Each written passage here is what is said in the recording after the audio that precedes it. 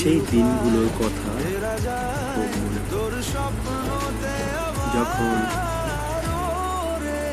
সবাই মিলে একসাথে স্কুল যেতাম,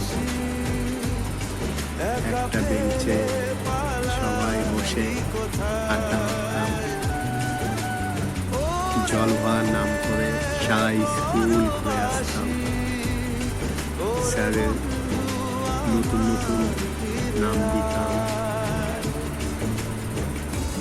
ম্যামকে উল্টো পাল্টা বলতাম, স্যারকে উল্টো পাল্টা বলতাম, হাসাহাসি হতো, স্যার আমাদের উল্টো পাল্টা নামে ডাকতো। এতে আমাদের খুব ভালো লাগতো। এখন সেইগুলো খুব মিস করছি, বাট আর সেই দিনগুলো ফিরে পাবো না। আর সেই একসাথে স্কুল যাওয়া হবে না।